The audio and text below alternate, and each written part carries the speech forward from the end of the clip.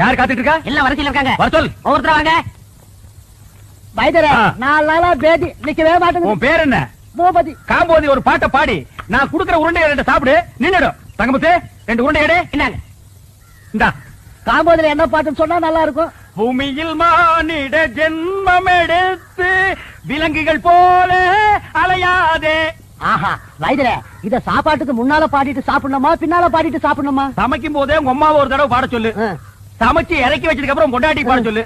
வைத்தியர், ஒரு வாரமா எனக்கு வெளியே போல. ஐயோ, வியாதிய பாத்தியா?